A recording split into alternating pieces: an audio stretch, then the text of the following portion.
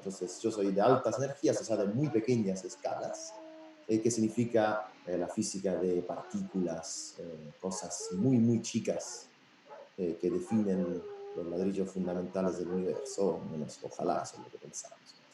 Y como dijo Felipe antes, yo me dedico a hacer, digamos, una forma nueva de experimentos, que no es los experimentos que todos pensamos, sino que me dedico por lo menos a utilizar las computadoras, la gran potencia de las computadoras, para hacer ciencia.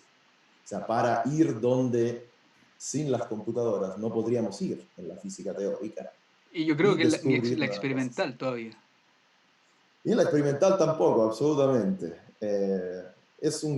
Yo diría es un campo que es siempre más importante en la física. Más avanzamos en la física teórica, más nos damos cuenta que no somos capaces, los seres humanos, de avanzar más sin la ayuda de la tecnología.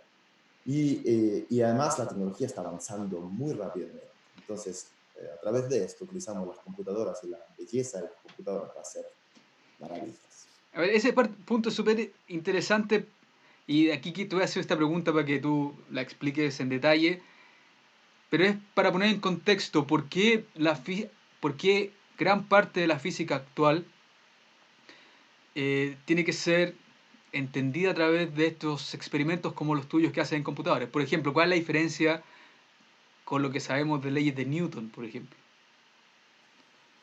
Y, o sea,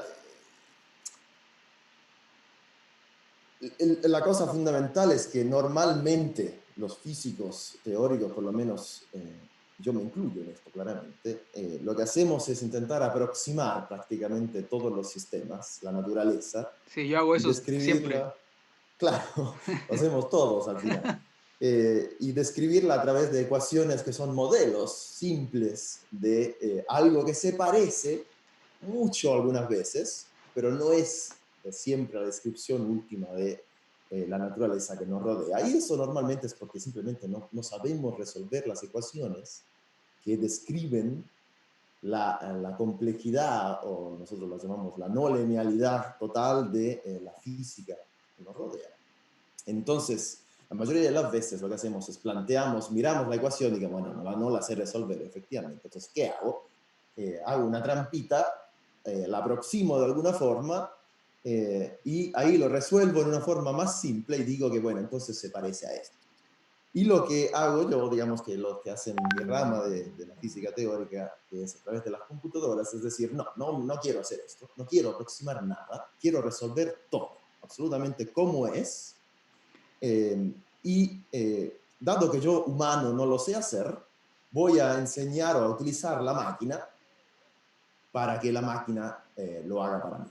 Sí, eso para aquellos que nos escuchan y a lo mejor no tienen experiencia con estas ecuaciones horrendas que uno a veces se encuentra en ciencias, uno siempre se saca la lotería cuando encuentra una ecuación que sabe resolver exactamente. Y Que siempre son es, menos. claro, que son los casos contados con los dedos de la mano en la vida, si es que de cada investigador. Encontrar la solución exacta a un problema es muy complicado. Y Y usualmente, yo como creo que dice hay Jenny, una, perdón que te sí, interrumpa, pero como una cosa que no se entiende, que en la historia parece que nosotros resolvimos cosas, ¿no? E igual mc al cuadrado, vienen estas fórmulas que son súper exactas, que uno dice, mira, todos los grandes.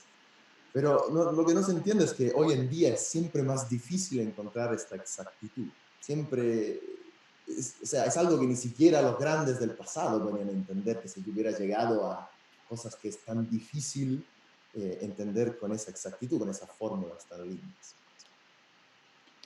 claro, ¿O no? el avance que ha tenido la física y la ciencia en general este último siglo ha sido tan vertiginoso que es muy difícil, primero, seguir el paso y segundo, es muy difícil encontrar las soluciones exactas o generales que se encontraban en el pasado. Entonces, Exactamente.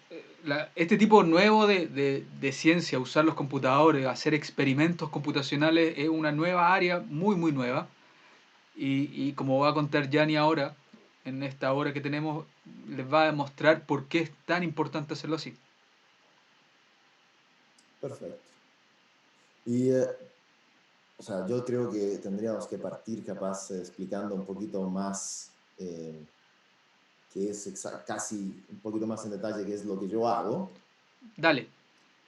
Eh, entonces yo soy, bueno, ya he dicho generalmente lo que soy, pero yo me dedico en la rama de lo que yo hago, me dedico a los solitones, que ahora vamos a explicar un poco mejor qué son, y en particular en los solitones aplicados al problema del confinamiento, que también vamos a explicar un poquito qué es, pero para darles una idea, el problema del confinamiento es un problema muy viejo en la física, que todos los grandes han intentado resolver y que nadie sabe resolver, y yo claramente no es que sé resolverlo, pero estamos intentando, y que, o sea, la solución de este problema vale $1.000.000, el premio Nobel, o sea, es un problema, uno de los problemas fundamentales de la física actual que todavía no sabemos.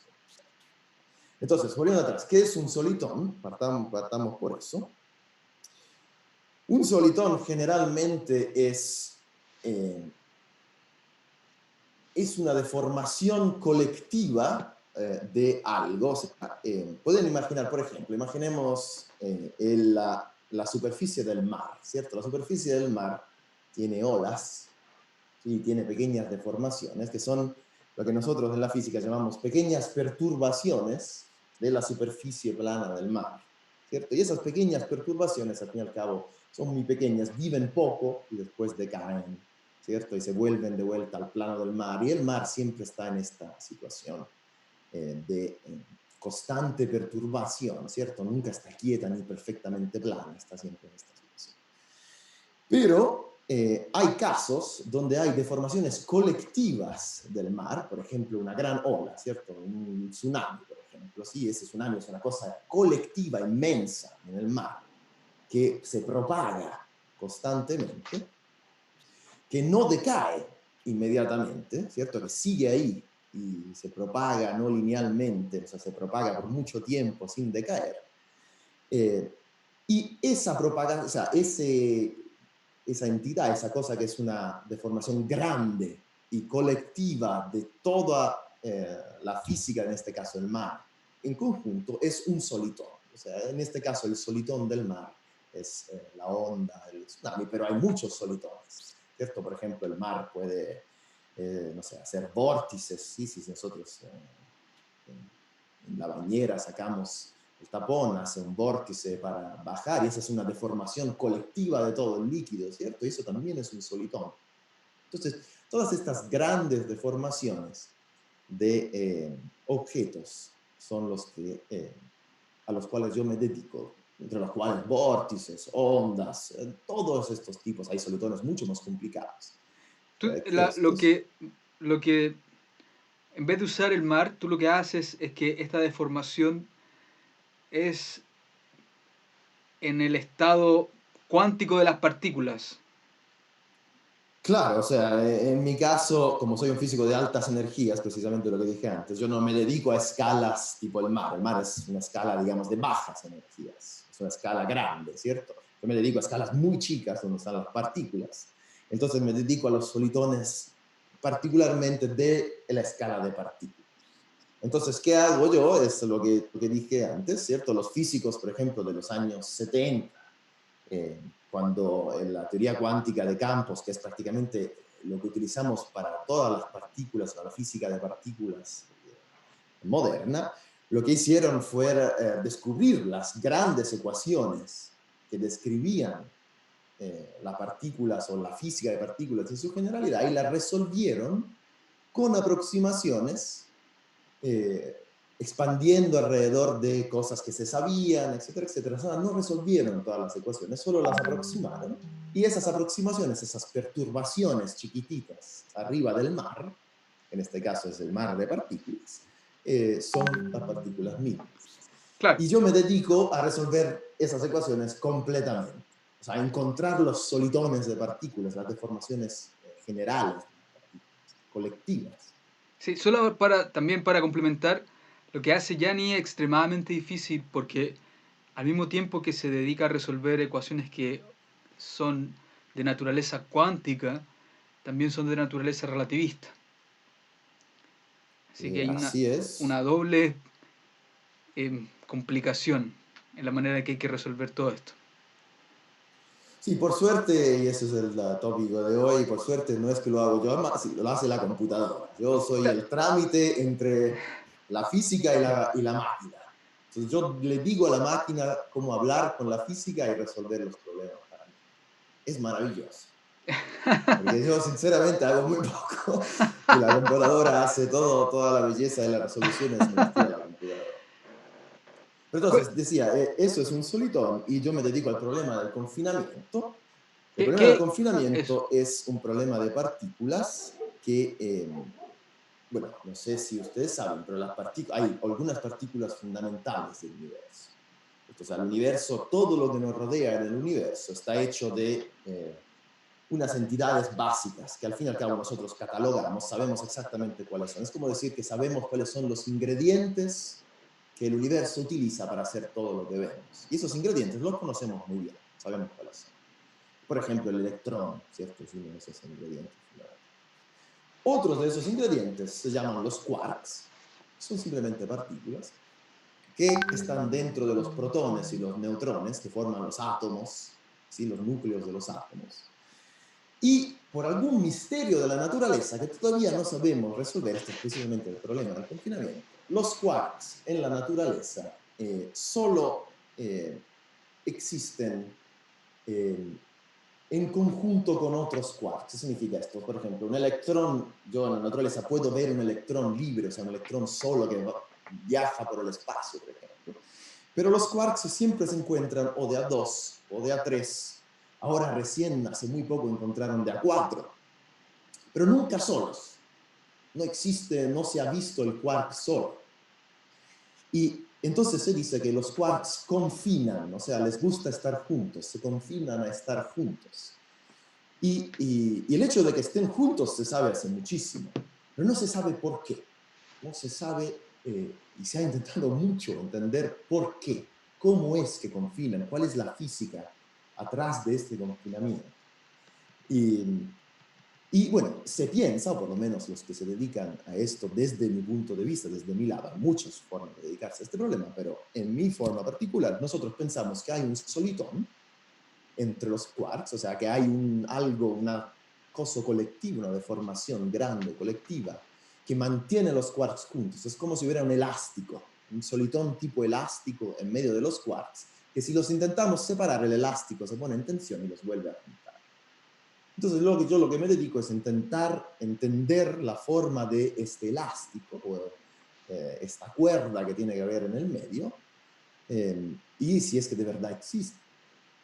Entonces, para hacer esto, debemos ¿Hay entender. alguna manera de que esa fuerza que mantiene el confinamiento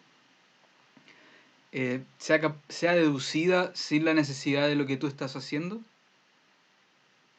Eh, o sea, hay varias formas, hay gente que ha intentado y de hecho ha descubierto cosas muy lindas sobre el confinamiento, de intentar entender bien, por ejemplo, los quarks, cómo es que, en qué tipo de teoría tienen que existir para que esto pase, etcétera, etcétera, y esto se ha hecho, pero no hay forma de ir a ver exactamente qué es lo que hay ahí en el medio sin sin resolver del todo estas ecuaciones. Sin hacer aproximaciones no se puede hacer, imposible.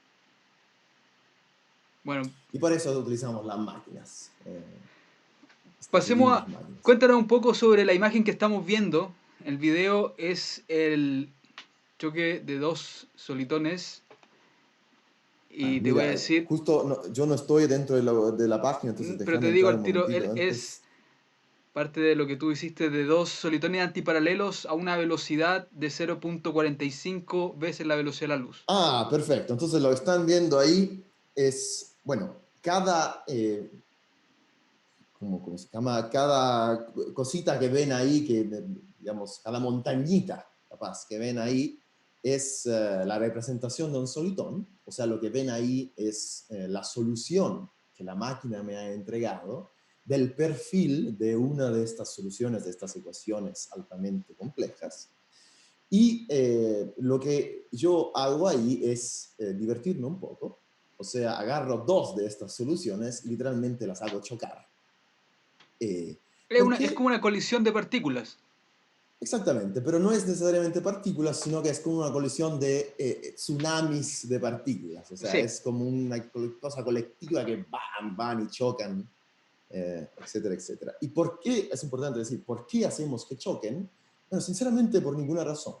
O sea, simplemente es parte de la belleza de hacer lo que yo hago. O sea, nos divertimos con estas cosas y eh, no es que queremos investigar particularmente nada de este choque, sino que al ver este choque, la física de este choque nos cuenta algo de cómo tendrían que comportarse estos solitones, o sea, qué son, qué es lo que hacen cuando se hablan, ¿cierto? Cuando chocan significa que interactúan, algo están haciendo juntos.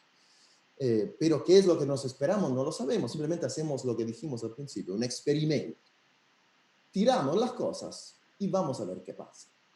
Claro, Entonces, en este caso particular que están viendo ahí, lo que vemos es que se acercan, pero después se repelen. Hay una fuerza que los quiere repeler, entonces se acercan y no llegan a interactuar tanto, entonces se repelen, porque la velocidad con la que lo mandamos no es suficiente para hacer que choquen. Eso es lo que vemos. sí, hay dos cosas súper bonitas de lo que está haciendo, de lo que están mostrando ahí.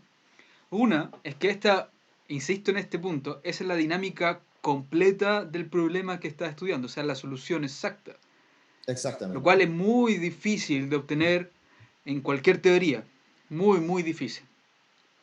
Así que es la solución completa de este fenómeno de choque de dos solitones antiparalelos.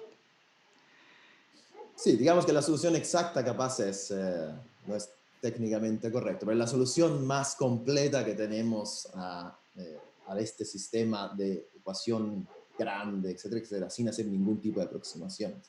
De hecho, ven, por ejemplo, en este casi choque, ven que hay olas que se propagan, ¿cierto? Esas serían perturbaciones chicas que la computadora entiende y encuentra. Yo no es que no pensé que estaban ahí, simplemente les hice chocar y eso fue el resultado. Sí, es lo más cercano a un experimento real, físico que se podría hacer.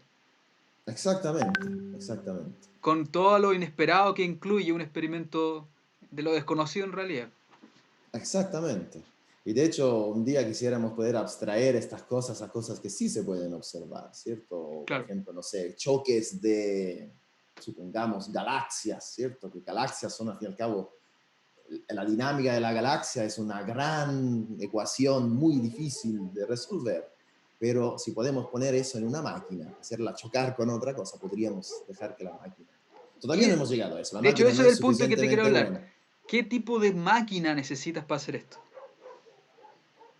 O sea, por máquina, dependiendo exactamente del problema que queremos resolver, se necesitan computadoras digamos, más alto nivel y más bajo nivel. Hay algunos de estos problemas, los problemas, digamos, más básicos de este estilo, que podría resolver hasta en mi laptop. Espera, O Yanni, sea, un déjame laptop hacerte porque... una pregunta que nos están empezando a llegar preguntas antes de que me Sí, por respondas. supuesto. La primera es, Go Barriga nos pregunta si usas métodos perturbativos o no. Y la segunda, de Fonso Ismael, nos dice que, ¿cómo se llama el programa que usas para hacer esto? Ok, métodos perturbativos no utilizo, absolutamente. Esto es absolutamente no perturbativo, es precisamente la solución completa, sin perturbaciones a nada. Lo único que perturbamos es, una vez que encontramos la solución, si uno quiere testear su estabilidad, o sea, para ver si de verdad es un solitón que vive mucho tiempo. Entonces, ¿qué hacemos? Lo preparamos ahí quieto y vemos, pero esto es algo que resiste mucho tiempo, entonces, ¿cómo sabemos si resiste mucho tiempo? Lo vamos ahí, lo molestamos, y si al molestarlo esa cosa se va, se quiere ir, entonces, bueno, no vive mucho, pero si se lo molestamos y como que dice, bueno, está bien, pero me quedo ahí, es estable. Entonces, ahí es como que hacemos una pequeña perturbación para verlo, pero eso es lo único que hacemos. Si no, es totalmente no perturbativo y lineal. Y no lineal, quiero decir. Y el programa se llama Wolfram Mathematica, pero este es un caso particular, o sea, esto, claramente el programa que se utiliza se adapta al problema que se quiere resolver. Yo particularmente, digamos que soy un, entre comillas, experto de matemática, Wolfram Mathematica, el programa, ¿no? La matemática de por sí, pero hay que saber adaptarse. Por ejemplo, hoy en día es muy común utilizar Python, C++, o otros programas. Pero generalmente yo utilizo matemática. Bueno, entonces ahora cuéntanos sobre el poder de la máquina que tienes que usar para poder llegar a hacer esto. Bien, entonces decía que para algunos problemas, digamos, más triviales, entre comillas, puedo resolverlos hasta en mi laptop, en cuestión de, no sé, si dejo calcular en mi laptop, puede resolver algo así en 20 minutos, supongamos. Este video que ven, mi laptop no lo podría hacer. Para hacer este video que ven, se necesita una máquina bastante más potente. Hay varias formas de hacerlo. Por ejemplo, yo les digo que yo partí haciendo los cálculos, el programa para resolver el caso que están viendo en una computadora o sea, de un muy buen procesador, ultimísima generación, y el programa en los procesadores normales, lo que ustedes tienen, no sé, el i5, el i7, lo que tienen en sus máquinas, eso a mí me tardaba, para hacer uno de estos videos, me tardaba más o menos, no sé, 4 o 5 horas de dejarlo correr. Y se imaginan que esto es un video de muchísimas pruebas que hicimos, entonces normalmente yo lo que hacía es que dejaba la máquina correr la noche, me iba a dormir, y la mañana después veía lo que me arrojó después de 24 horas, 12 horas de cálculos, etcétera, etcétera. Y con toda la electricidad que eso gasta, etcétera, etcétera. Pero hay una forma, digamos, mejor ahora de hacerlo, que es muy recién, que es esta cosa de utilizar el poder de la GPU, que serían los procesadores gráficos que tienen sus computadoras. Y con eso se pueden hacer cosas verdaderamente súper lindas. O sea, es por ejemplo el poder que utiliza, no sé, Pixar para hacer las películas de Pixar. O sea, las películas de Pixar, al fin y al cabo, son animaciones, son cosas que es similar, ¿cierto? Es hacer un video, al fin y al cabo, y utilizan este poder de los procesadores gráficos. O sea, claramente Pixar utiliza procesadores gráficos mucho más importantes que hacer estos videitos que vemos acá. Pero nosotros hemos aprendido, es una cosa súper recién en el campo de la física teórica, por lo menos, cómo utilizar el poder de los procesadores gráficos para hacer este tipo de cálculo. Y si yo les dije que antes me tardaba, por ejemplo, un cálculo 5 horas en hacerlo, con los procesadores gráficos puede tardar 15 minutos. O sea, se gana muchísimo Sí, es utilizando esta una nueva gran ganancia. tecnología. Sí, sí, muchísimo. Y además cambia, un investigador te cambia la vida porque puedes hacer cosas inmediatamente y verlas y cambiarlas como quieras. No tenés que esperar 12 horas, un día para verlo. Y además es más barato, ¿cierto? Porque podemos tener varias, o sea, no es que sea barato, los procesadores gráficos que tenemos igualmente son de altísimo nivel, son científicos, no son una cosa particularmente barata, pero es más barato que utilizar muchos procesadores en clusters, etcétera, etcétera. Estas grandes habitaciones de todas las computaciones que ven así, esto era lo que se hacía en paralel, en clusters de computación por procesador. Eso ya con una GPU podemos hacer toda esa máquina y hacer más GPUs en paralelo todavía mejor.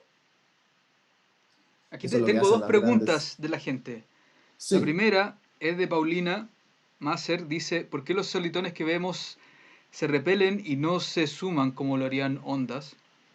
Y Alcacho Fasic dice que un i7 más un GPU tarda 15 minutos o estamos hablando de algún otro tipo de ordenador. O sea, en ese caso, respondiendo a la segunda primero, el i7 ni siquiera es importante. O sea, lo que yo hago literalmente es solo utilizo la GPU.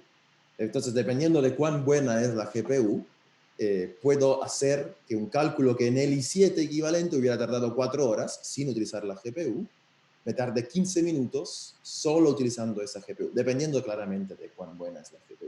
Las otras GPU que yo utilizo vienen de proyectos de investigación, son extremadamente caras, son hechas para esto, eh, pero igualmente una GPU de mediano nivel, una cosa, digamos, un computador normal, puede igualmente hacerlo mucho más rápido que un procesador.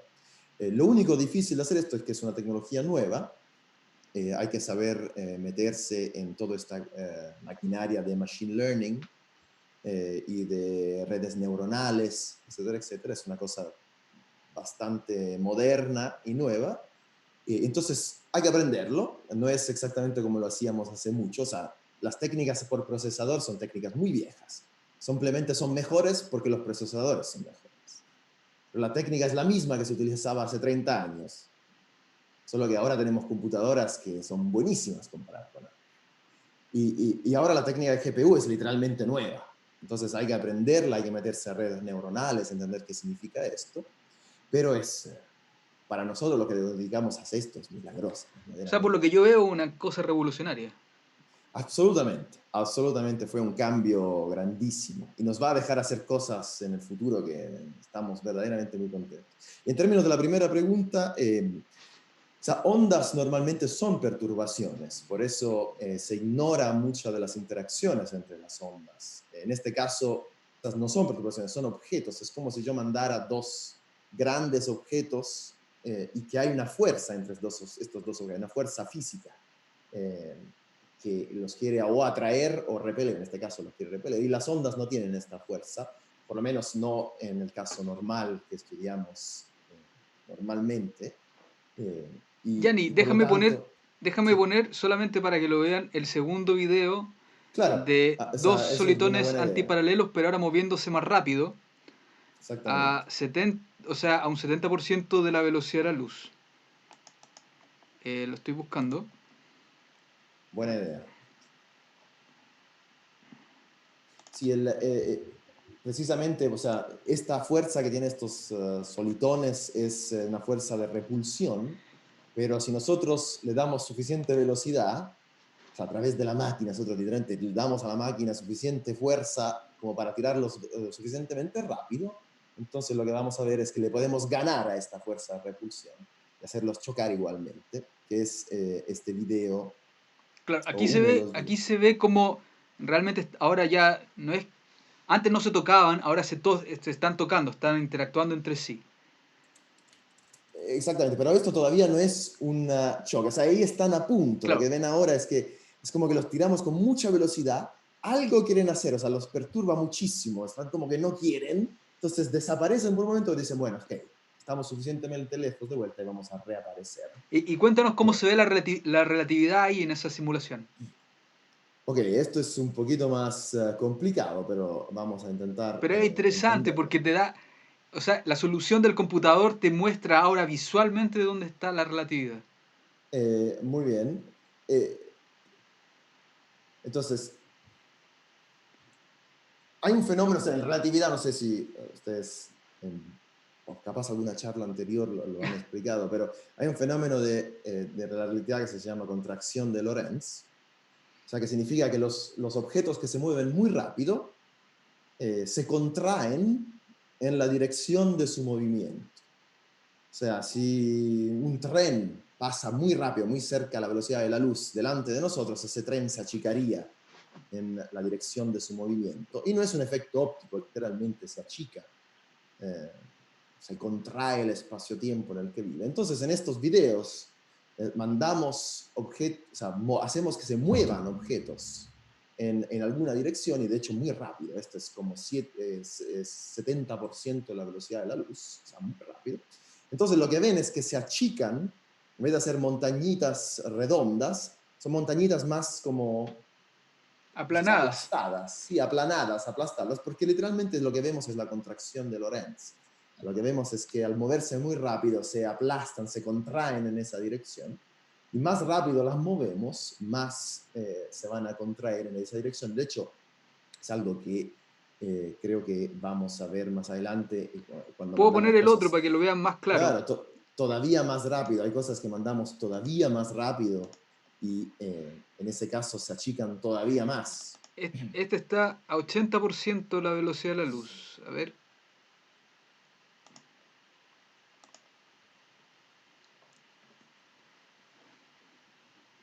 Este que está a 80% de la velocidad de la luz es cuando ahora hay interacción y ahora sí cambian completamente la Claro. dinámica de todo. Entonces ahí ven, hay muchas cosas que son importantes, ¿cierto? Aquí ven, primero de todo, que como hemos dicho recién, se aplastan más, ¿cierto? Se aplastan por contracción de Lorentz, son más rápidos, entonces se aplastan más. Y ven que chocan, o sea, hacen algo en el medio que ninguna ecuación analítica, o sea, no es una ecuación que podemos escribir, o sea, puede describir. No sabemos, ni siquiera sabemos cuál es la ecuación que gobierna lo que está pasando ahí en el medio. No tenemos la menor idea. Solo sabemos que la máquina nos tira lo que pasa, pero no sabemos cuál es la ecuación que lo gobierna, ¿no? Y ven que salen, no solo nos tiran muchas ondas, ¿cierto? Tiran estas ondas como si tiráramos una roca en un lago, ¿cierto? Sino que salen a 90 grados, o sea, entran en una dirección y salen en la otra, ¿cierto? Salen a 90 grados, es como una X lo que hacen. Y una vez más, nadie sabe por qué. Es algo que es parte de simplemente hacer este experimento. Para mí Se descubre. esta simulación muestra la belleza de este tipo de experimentos computacionales en el que de verdad si no fuera por esta tecnología no tendríamos cómo ver de ninguna manera, ni Exactamente, teórica ni exactamente. experimentalmente, este tipo de fenómenos. Exactamente, sin hacer esto no se hubiera podido nunca descubrir que, por ejemplo, salen a 90 grados, ¿cierto? Entonces ni siquiera existe la pregunta teórica de por qué salen a 90 grados. Mm. O sea, es casi hacer la física como lo hacíamos en los tiempos de Einstein, ¿sí? Sí, Que hacíamos experimentos, en ese caso hacíamos experimentos observando la naturaleza nos decía algo y los físicos teóricos intentaban explicar eso que nos había dicho. Acá ya la naturaleza como que ya no nos cuenta tantas cosas nuevas, por lo menos necesitamos muchas máquinas importantes para que nos cuente algo nuevo, y es mucho que nos está contando algo nuevo. Entonces lo que hacemos es simulaciones a través de estas máquinas, de estas cosas donde nunca podríamos ver ni ir, que nos cuentan cosas nuevas como esta, y ahí empezamos a intentar entender eh, qué es lo que está pasando. Y también noten, última cosa que no dije, noten que entran antiparalelos, uno para arriba, uno para abajo, y salen los dos para abajo. También no sabemos exactamente por qué eso pasa. no, Pero no es mi rol, eso es lo no, divertido. es que, No, yo solo, o sea, mi investigación es buscar estas cosas. claro, ¿Por qué pasa? Ni siquiera, o sea, es algo súper interesante, por supuesto, pero yo no me dedico a saber por qué. Me gustaría saberlo, por supuesto, pero a mí me gusta decirle a la humanidad, miren, esto pasa, es nuevo. claro, es como Díganme los por qué. experimentos de verdad, como tú dices, como experimentos antiguos, como los que uno lee en los libros Exactamente, de hace principios del siglo XX, cuando tiraban cosas y veían que pasaban cosas raras al otro lado. exactamente, exactamente. Sí, De hecho, si mostrás simulaciones más adelante, vamos a ver, nos hemos intentado divertir con cualquier tipo de cosa acá, hemos tirado de todo. Hoy, acá una pregunta de Go Barriga, dice, no entiendo muy bien la pregunta, pero te la voy a leer. Dice, ¿estos solitones los estudias en una caja o en métricas más complicadas? Estos celetones en particular son en espacio plano, estos que estamos viendo acá. He hecho solitones de este estilo en métricas más complicadas. He resuelto solitones en espacios hiperbólicos, por ejemplo, en anti de Sitter, bueno, son cosas un poco más técnicas, no importa. Pero en espacios curvos, donde pasan cosas todavía más interesantes, eh, son un poquito más, claramente son más complicadas, pero pero sí, en este caso son cajas planas y en el caso, digamos, más general, se pueden hacer también en espacios curvos y los hemos hecho. De hecho, hay grandes grupos con los cuales también trabajo que se dedican, por ejemplo, a hacer estos choques que ven acá con choques de agujeros negros, ¿cierto? Hay una gran cosa, ahora se descubrieron las ondas gravitacionales, ahora, hace poco, se descubrieron las olas gravitacionales Y eso viene de choques de agujeros negros que modelamos, no solo los observamos, o sea, se observan, sino que se pueden modelar usando esto, literalmente, haciendo soluciones de este estilo. En vez de poner, en este caso, estos solitones son vórtices, pero en vez de poner vórtices, poner agujeros negros a una máquina que resuelve toda esta cosa, los hace chocar y ver lo que pasa. Aquí te hacen más preguntas. La primera son dos. ¿Qué quiere decir que no sabes cuáles son las ecuaciones? Supongamos en el choque, supongo. Ah, Y, espérate, y segundo es, si los espines de los solitones tienen dirección, ¿es posible generar diferentes geometrías combinando diferentes partículas? entonces vamos a intentar entender la primera. La primera, o sea, sé cuáles son las ecuaciones que gobiernan la evolución del sistema. Por supuesto que sí. Capaz me expresé mal. Lo que quise decir es, no sé cuáles son las ecuaciones que describen la física, la total no linealidad de la física de la interacción de esos solitones en ese momento. O sea, para decirlo de otra forma, los solitones muy aislados, cuando están muy lejos de sí, que se, tan lejos, lo suficientemente lejos para ignorar la interacción entre ellos, son independientemente soluciones de las ecuaciones iniciales, mientras que cuando se interactúan, la interacción no es una solución de la ecuación estática inicial.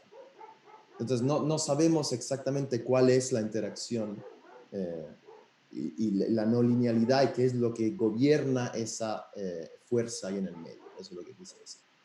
Eso es lo que la máquina nos entrega. Y si los pines de los solitones tienen dirección, es posible generar diferentes geometrías combinando diferentes partículas.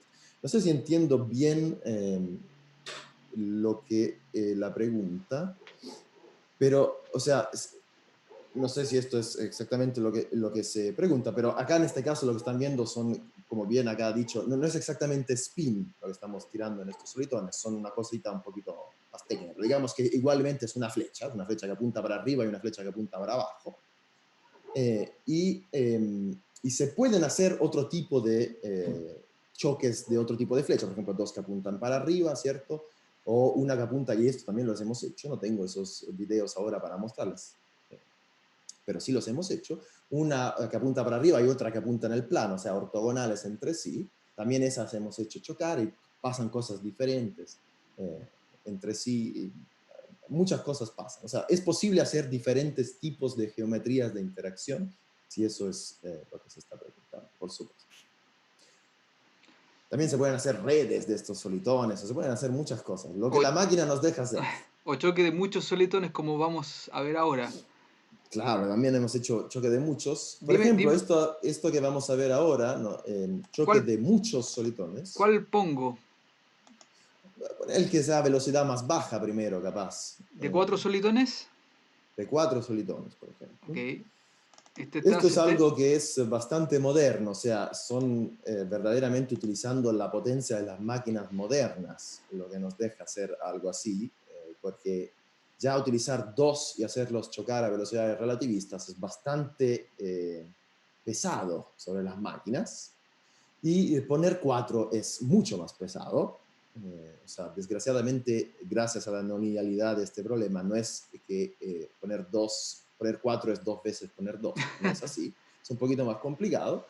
Entonces, gracias al poder de estas redes neuronales, utilizar los cálculos en las GPUs, etcétera, etcétera, hemos podido hacer estas cosas muy lindas como este video que están viendo, que parece un baile. A mí me recuerda siempre estos bailes de la antigüedad, ¿no? Cuando esos dos se juntan en el medio y se hacen como una reverencia y se van, ¿no? Eh, y en este caso es el equivalente del primer video que vimos, ¿cierto? Cuando se acercan y hay una repulsión y se alejan. Oye, Y pero esto yo es lo que tengo está una pasando en este pregunta caso. acerca del video. En el momento que pseudo colisionan, Mm, pareciera ser que forman una única estructura. exactamente. ¿Alguna idea de Eso qué es puede una, significar eso? O sea, esa única estructura probablemente o sea, son 4 solitones que forman un solitón más grande. ¿cierto? Pero ese solitón más grande es inestable, o sea, no quiere vivir mucho tiempo, Ok. no diría inestable, es metaestable, se dice. O sea, es algo que quiere vivir un poquito y después quiere deshacerse en lo original que tenía. No le gusta estar así tan, digamos, tanto tiempo, existir en tanto tiempo. Pero es, digamos, el conjunto de cuatro solitones que forman un solitón más grande. Es como si dos tsunamis se encontraran y formaran un tsunami todavía más grande, ¿cierto? Déjame poner el video de 4 solitones, pero ahora más rápido. El que estamos viendo ahora es de 70% y ahora voy a poner a 95% de la velocidad de la luz, lo cual ya esto es rapidísimo. Sí, 95% era, si me acuerdo bien, una especie de un desastre. Bueno, aquí se va a ver claramente el efecto relativista de contracción de Lorentz. Ah, claro, aquí tendrían que ver a 95%. Es bien qué plano que está. Ah, miren, miren. Este Bueno, video noten varias cosas. es súper lindo Bueno, porque aquí de verdad se ve claramente que tratar de entender lo que está pasando ahí, digamos, analíticamente sería una pesadilla. no, eso es muy imposible, o sea, solo la máquina puede decirnos esto. Pero noten varias cosas. Primero de todo, noten lo que dijo Felipe. Son muy aplastadas, ¿cierto? Son muy contraídas en su dirección de movimiento, precisamente por el efecto de Lorentz, porque 95% de la velocidad de la luz es súper rápido. Y al chocar es un choque muy violento, o sea, está formando cosas en el medio que son eh, altamente inestables, o sea, son olas que hacen cualquier cosa, y no se repelen en este caso, o sea, están chocando, de verdad, es lo que vimos antes, ¿sí? Que entran y salen en X. Si ven acá, están entrando en una dirección y salen en una dirección que es, en este caso es una rotación de 45 grados, ¿cierto? Del original. Y lo que se piensa, por lo menos, es que dado que el choque de dos vórtices es a 90 grados, lo que ven acá no es la rotación de 45 de uno, sino que es uno que entra y el que sale en 45 es en verdad el choque del primero en 90. No sé si me expliqué. O sea, todos giran en Eh, 90. sí, es como una rotación de 90. También tampoco sabemos, esta es la primera vez que vemos choques de 4. O sea, no tenemos idea de por qué pasa esto, de cómo pasa, etcétera, etcétera. Y una simulación como esta puede tardar bastante tiempo, aún utilizando GPUs de última generación. Yo, por ejemplo, trabajo con GPUs que tienen 12 gigabytes de memoria gráfica, o sea, es muchísimo, muchísimo. Si piensen que las comerciales, las gráficas, tarjetas gráficas comerciales máximo pueden tener 24, ¿sí? Pues estamos hablando ya de una tarjeta gráfica que casi muy poca gente tiene, digamos. Y Pixar trabaja con stacks de 24, o sea, estamos hablando de gigabytes, de miles de gigabytes de memoria, pero para nosotros, yo trabajo con un rack que tiene dos tarjetas de gráficas de 12 cada una, las dos trabajan en simultáneo para hacer este tipo de simulación, y para esta simulación ponerle que tardaremos unas 45 50 minutos para hacer No, cuatro. 45 minutos es poco Es en general. igualmente poco, no, es algo que sin las tarjetas gráficas hubiéramos tardado, sin las redes neuronales. Entonces, este concepto de redes neuronales es verdaderamente increíble, este concepto de machine learning. Acá ni siquiera hacemos machine learning, no utilizamos la belleza total de esta idea de redes neuronales y machine learning, porque acá no se aprende nada, la máquina no aprende, solamente calcula, pero estamos ya pensando en hacer cosas donde la máquina sí aprende, y cosas muy lindas que pensamos hacer en el futuro, por ejemplo, para lo que hablaba antes de ver las galaxias, etcétera, etcétera. Aquí hay otra pregunta y es que ¿qué es esa membrana que oscila cuando se producen esos armónicos en el choque? O sea, esa membrana no es de verdad una membrana física, o sea, es una membrana de campos. No sé si lo que ven ahí es un campo solo, y estas son perturbaciones o oscilaciones de campo. Entonces, esa membrana es un campo, en este caso es el campo de los vórtices, eh, y lo que oscila ahí es ese campo. O sea, es como si este famoso campo de Higgs, que de hecho lo que ven ahí es el campo de Higgs en este modelo. no por nada. Y esas son oscilaciones dentro de este campo de Higgs. Claro, así Son lo que son como esas los solitones perturbaciones eran las pequeñas. oscilaciones dentro de la superficie del mar. Exactamente, pero ven que esas perturbaciones chiquititas son como pequeñas cositas sobre el mar, mientras que los solitones son estas grandes montañas, ¿cierto? Que chocan entre sí. De hecho, tenemos una simulación más, me acuerdo, ¿no? Que te había Tenemos mandado como, también. no, tenemos varios más. Eh, pero ahora, Sí, ahí nos ahora es divertimos cuando a se pone ya todo empujar. más complicado porque voy a mostrar choques de 6 a 75% de la velocidad de la luz. Claro, ahí es cuando nos divertimos un poco a empujar los límites de la máquina, hasta que de verdad saquemos la luz a Santiago, porque falta, o sea, la máquina ya ahí estaba en plena capacidad.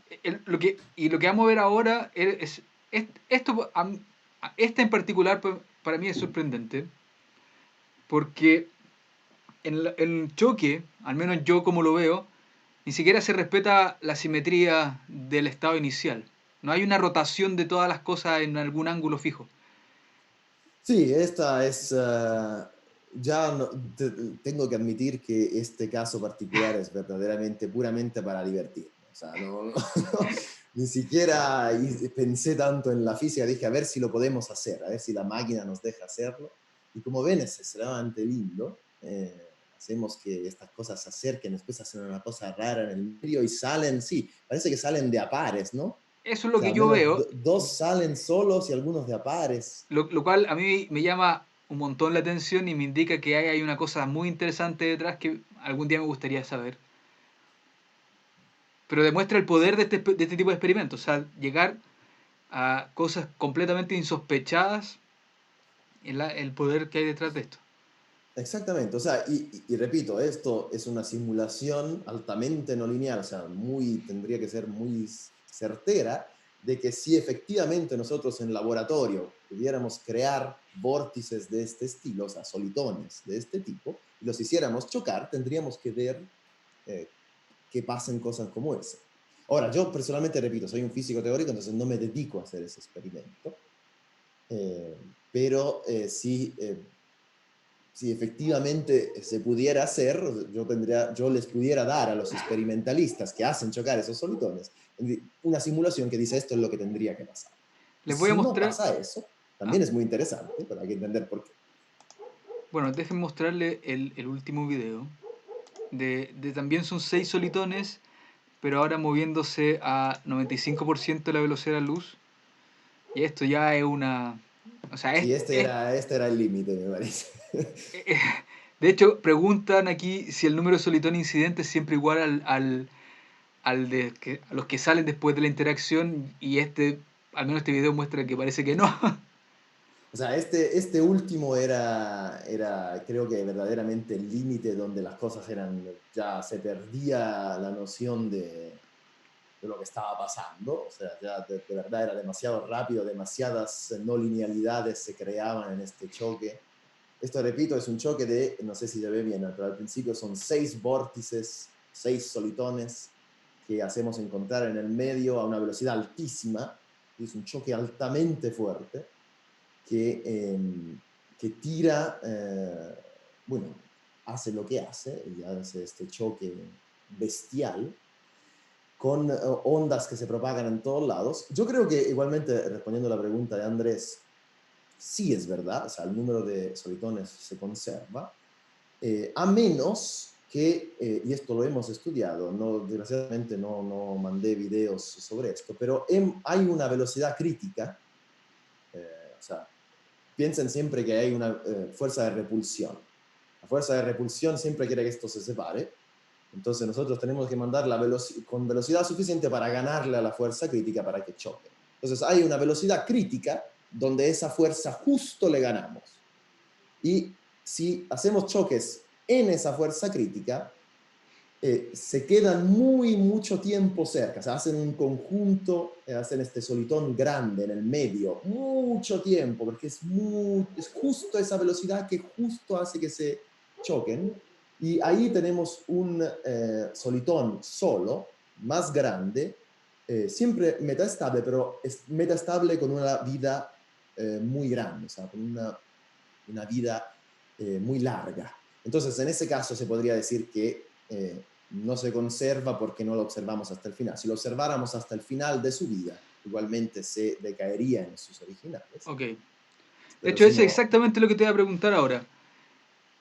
Eh, ¿Esto tiene algún límite? O sea, lo que tú haces, esta, estos análisis, estos experimentos computacionales, ¿tiene algún límite? ¿O puedes simular lo que tú quieras, las ecuaciones que tú quieras? o sea, el límite es en términos de matemática, ¿Ya? en el sentido no del programa, sino del programa de la disciplina, yo creo que podemos hacer prácticamente todo lo que queremos, siempre que las ecuaciones se puedan escribir de una forma particular. eh, y esa forma particular parece algo súper restrictivo, pero de verdad no lo es. O sea, es una forma particular que es extremadamente general. Hay muy pocas ecuaciones que no sabemos resolver de esta forma. Por ejemplo, las ecuaciones trascendentales, ¿no? Ya. Cosas así que aún así las podemos resolver algunas, pero hay algunas que no se puede hacer bien, no son muy bien definidas hasta matemáticamente. Y claramente ecuaciones singulares, esas no se pueden hacer. La máquina no sabe cómo tratar singularidades, no es capaz, simplemente no sabe qué es una singularidad. Si las cosas explotan, eso es una singularidad, ¿cierto? Si estos perfiles, por ejemplo, al chocar, dan un perfil que es, no sé, infinito, la máquina no sabe qué es el infinito, tiene que cortarlo en algún punto, entonces no sabemos bien cómo hacer eso. Y esto es un problema grave, ¿cierto? Porque, por ejemplo, los agujeros negros son singulares. Eh, entonces tenemos que hacer unas técnicas muy particulares para hacer eso. Pero en términos de programación, la verdad es que el límite es el límite de la tecnología moderna. O sea, tenemos, siempre el límite se empuja más adelante. Con todas las tarjetas que salen ahora, con todas las computadoras que salen mejor, empujamos el límite siempre más adelante, hasta que de verdad eh, no podamos hacer cosas que son... O O sea, sea, yo, eso, por en ejemplo, realidad, lo que tú cuando dices es que, aprendí a hacer machine learning, porque claro, machine learning es algo que es impresionante, de verdad, machine learning es una cosa que es una revolución, para los que no lo saben, es la máquina que aprende a solucionar problemas, o sea, ni siquiera la gran diferencia es que esto yo le estoy diciendo a la máquina cómo hacer, o sea, qué cálculos tiene que hacer para resolver este problema. Pero en Machine Learning, en el futuro de esta disciplina, las máquinas aprenden solas. O sea, yo solo les tengo que decir cuál es el resultado final que espero y la máquina aprende sola cómo llegar ahí. Y cómo hacer. Eso es increíble. Yo lo he visto en algunos casos particulares y de verdad es fascinante. O sea, por ejemplo, nosotros ahora lo que estamos intentando hacer, para dar un ejemplo que se entiende, un poco más físico, estamos dándole a la máquina fotos de las estrellas, fotos de las galaxias, ¿sí? Que tienen entonces, que le decimos dónde están las estrellas, ¿cierto? En el cielo, y le decimos a la máquina que aprenda, sin decirle nada más, que aprenda ella misma cómo que tiene que ser la distribución de materia oscura para que las estrellas estén donde estén. Y no sabemos lo que hace, no sabemos cómo es que aprende, pero aprende. oye, y con eso, una pregunta bien profunda, ¿tú le podrías enseñar a una máquina a tratar las singularidades? Se puede, se puede. O sea, se puede, simplemente es una forma bastante bruta. O sea, lo que hace es que no se incluye la singularidad dentro del sistema, ¿cierto? Se analiza todo, por ejemplo, el agujero negro. Cerca de casi todo el agujero negro, ¿cierto? Que el punto de la singularidad lo sacamos. Entonces decimos a la máquina, olvídate de ese punto no lo vas a poder hacer. Más o menos así se hace. Pero en términos de machine learning, lo que dije antes, imagínense que, por ejemplo, es lo que Google hizo recién para jugar al ajedrez. No sé si vieron. Es el ejemplo más fácil de seguir, de entender.